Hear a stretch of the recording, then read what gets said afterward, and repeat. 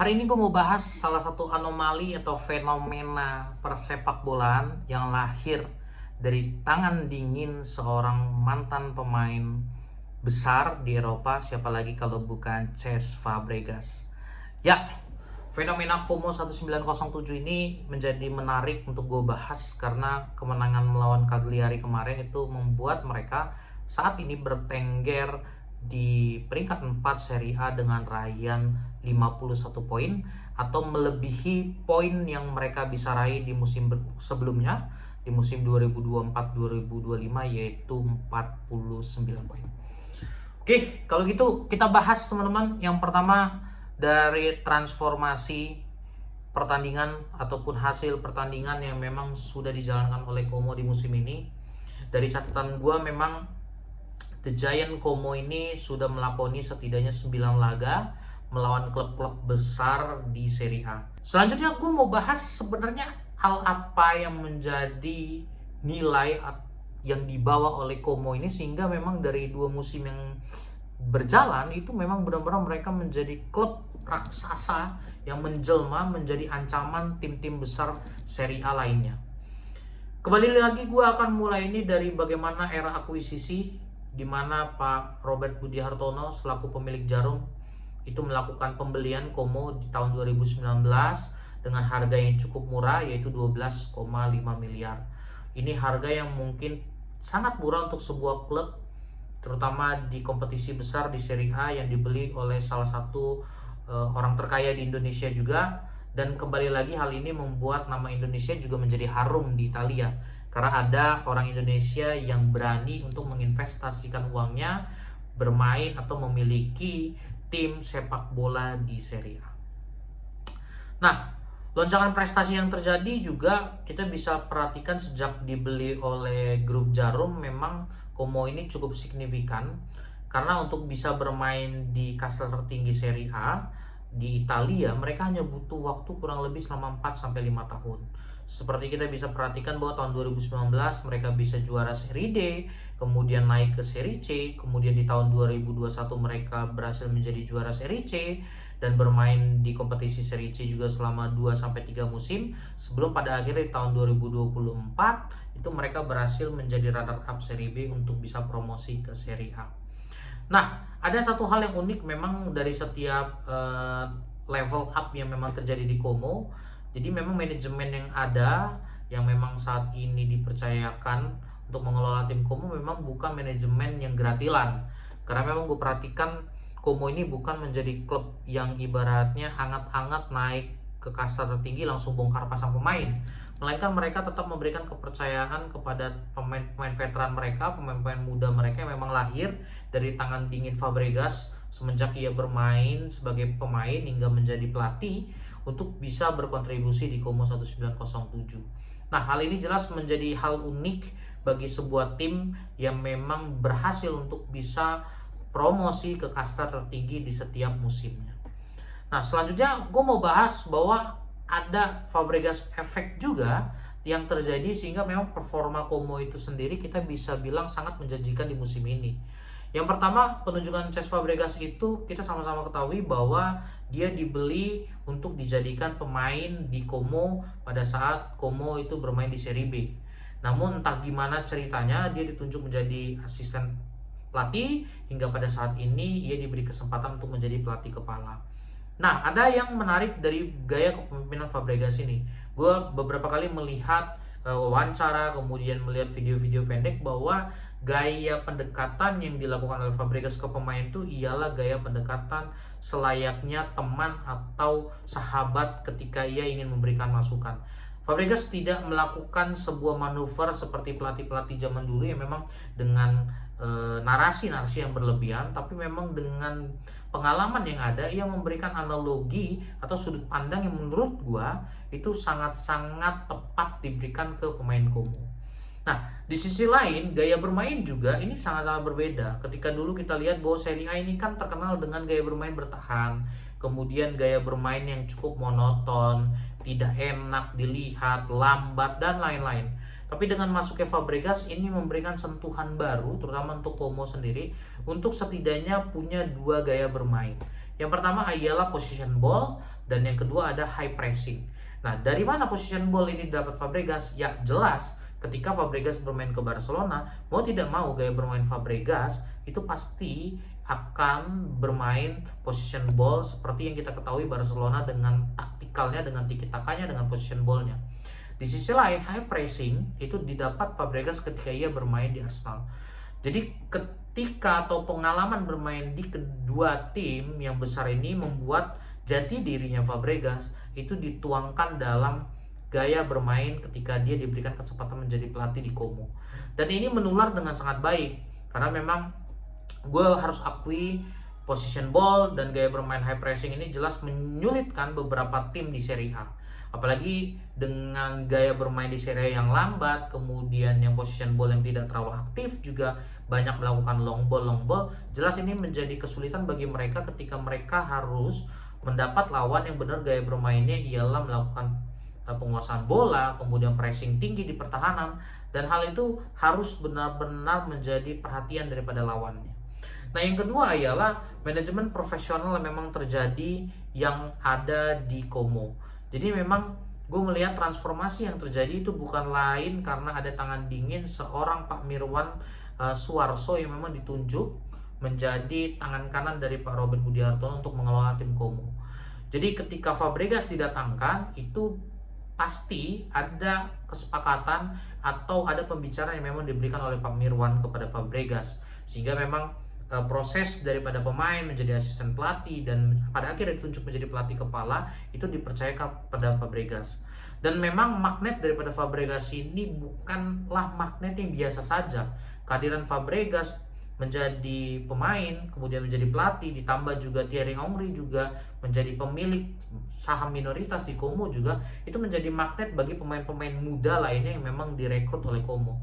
Sebut saja seperti Nico Paz, yang memang kita sama-sama tahu ia merupakan pemain muda yang lahir dari akademi Real Madrid yang pada musim ini dibeli dengan harga kurang lebih hampir 300 miliar daripada Real Madrid. Nah, teman-teman, gue selanjutnya mau bahas bahwa evolusi yang terjadi di Como saat ini itu merupakan anomali yang cukup atau jarang terjadi. Apalagi kita sama-sama tahu Como ini tim promosi, baru 2 musim di Serie A, itu mereka bisa bertengger di posisi 4 klasemen, itu merupakan hasil ataupun menjadi ancaman benar-benar bagi klub-klub atas Serie A. Seperti yang ketahui saat ini memang mereka berada di peringkat 4 klasemen dengan raihan 51 poin, dan jelas ini menjadi pencapaian yang sangat baik bagi Fabregas dan pastinya bagi pemilik klub.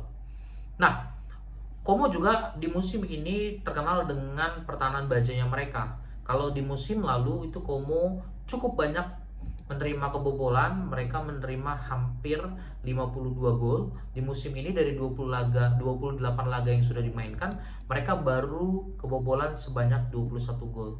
Artinya ada cukup signifikan penurunan kemasukan golnya dari 52 gol di musim lalu. Di musim ini mereka hanya kemasukan 21 gol dari 28 pertandingan. Dan jelas ini menjadi catatan impresif juga bagi Fabregas sebagai pelatih kepala, di mana ia bisa membawa timnya itu memiliki pertahanan yang baik dan cukup solid di kompetisi Serie A. Nah, rataan lainnya atau impresif lainnya ialah bagaimana ketika bermain di kandang, terutama di Stadion Sinigaglia, itu Como itu mencatatkan 1,7 gol per laga, di mana yang kita sama-sama tahu dalam setiap pertandingannya di laga Como ini cukup sulit untuk dikalahkan, di mana gue melihat bahwa bukan hanya dukungan supporter, melainkan memang dari pemainnya pun itu benar-benar memberikan penampilan yang terbaik di setiap pertandingan di kandang. Sehingga memang dari permainan ataupun pertandingan kandang, Como ini masih belum banyak menerima kekalahan. Dan jelas ini menjadi catatan impresif juga, sehingga memang mereka saat ini gue bisa katakan mereka cukup layak untuk bisa berada di peringkat 4 klasemen Serie A. Nah, Selanjutnya gue mau bahas bahwa transfer cerdas yang memang dilakukan oleh manajemen daripada Como di musim ini benar-benar menghasilkan atau memberikan buah yang baik. Seperti dampak nyata daripada Nico Paz yang memang sudah didatangkan dari Real Madrid. Saat ini ia berhasil mencetak 9 gol dan 6 assist. Jelas ini menjadi catatan impresif bagi seorang pemain tengah, apalagi pemain muda yang notabene juga usianya masih sangat muda, 21 tahun kalau tidak salah. Dan jelas ini menjadi pemain yang benar-benar menjanjikan di Como untuk musim-musim berikutnya. Nah, selain itu juga pembelian cerdas lainnya itu ialah pemain muda lainnya seperti Martin Baturina yang memang didatangkan dari Dinamo Zagreb, yang seperti kita tahu bahwa pemain ini sebenarnya sudah diincar oleh PSG dan Inter. Jadi memang setelah gue baca, salah satu daya tarik daripada si Martin Baturina ini bergabung di Como itu ialah karena nama besar seorang Fabregas. Nah, jelas kehadiran Baturina ini memudahkan Fabregas juga untuk bisa melakukan rotasi formasi dari 4-3-3 menjadi 4-2-3-1. Jadi Martin bisa dimainkan di tengah atau menjadi striker ataupun winger, itu menjadi hal yang benar-benar bisa menjanjikan bagi Como itu sendiri.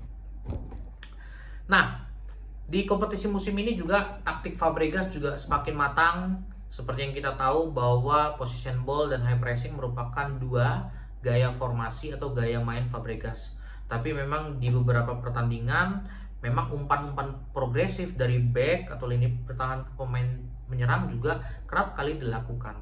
Jadi memang kita bisa lihat skuad Como di musim ini benar-benar semakin komplit dibanding dengan skuad Como di musim lalu.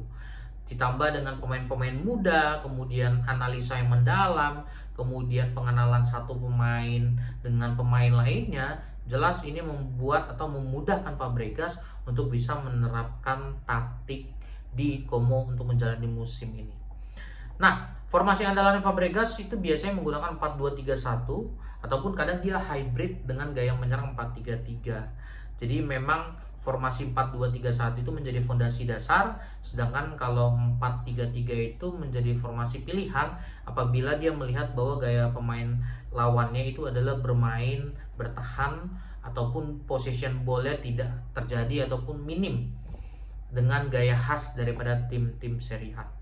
Nah, yang menjadi gaya yang cukup ekstrim adalah ketika Como itu tertinggal, Fabregas tuh kadang bisa memainkan gaya atau pola formasi 3-2-5 atau 2-3-5. Jadi dia dengan berani memainkan 5 penyerang untuk bisa benar-benar mengejar ketertinggalannya. Hal ini terjadi memang di beberapa pertandingan lalu ketika memang dia Como itu mendapat ketertinggalan, otomatis formasi yang dirubah atau dipakai dari 4-3-3 atau 4-2-3-1 berubah menjadi ke 2-3-5 atau 3-2-5. Ini tergantung daripada situasi yang memang Fabregas lihat, bagaimana pilihan yang tepat untuk bisa menciptakan gol minimal untuk menyamakan skor ataupun mendapat skor kemenangan.